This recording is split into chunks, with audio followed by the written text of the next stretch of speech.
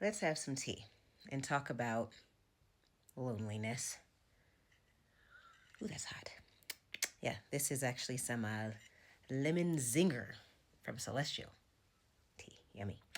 Um, yeah. Are you afraid of being alone? Because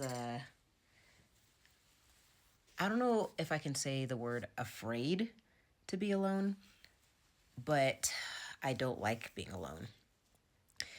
I think this comes from as I am talking to my counselor and navigating my traumas. um, I was just left alone a lot as a kid.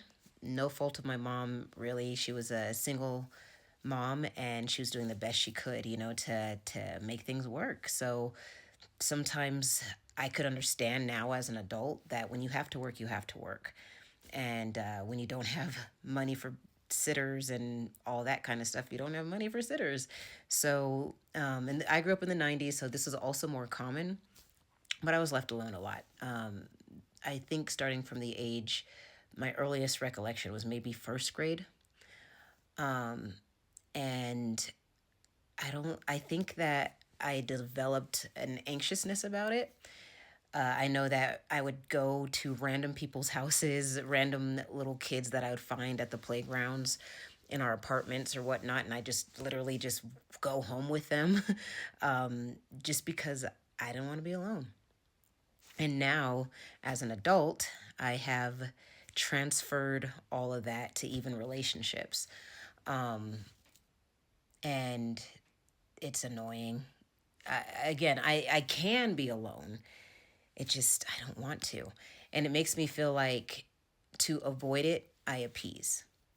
And to avoid it, I latch on to anyone and everyone that I can. And that has, definitely bit me in the butt a couple of times. Just honestly choosing people that I have no business being in a relationship with. I have no business bringing that person into my life or whatnot. But the agony sometimes of being alone has messed up my compass, if you will. But I'm learning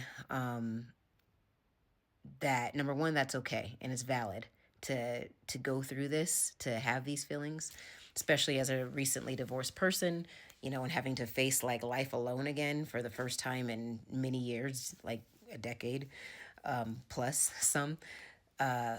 It's daunting, but I'm finding that focusing on what I'm gaining in my life rather than what I'm losing is really starting to help.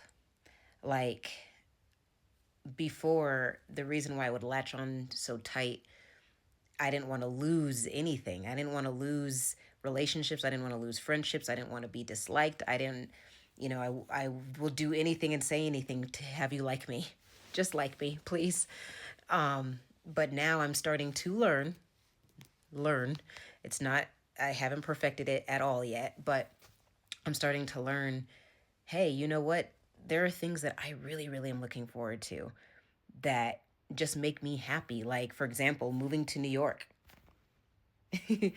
I really want to move there one day. And it's something that brings me joy that has no attachment to anybody. It's just finally something that is for me that would make me happy. And it's okay to want to make me happy and not only please other people.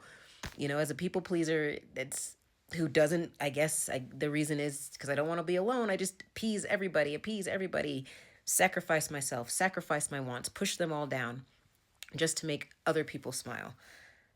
But for the first time in my life, I'm choosing me. It's a crazy season. And I'm discovering me, like what I like, what I don't like, the type of tea that I like, the type of tea I don't like.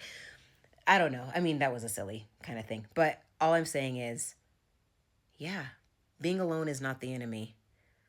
I think the more I've grown and the more I'm learning, what the true enemy is losing myself. That's what I should really be afraid of and what I'm willing to no longer do. So, if you haven't met me yet, I'm Celina. If you have met me, you didn't really know me because I'm still learning me. So, my name is Celina. And yeah, getting to know her is fun, and she's not alone anymore. She's finding herself.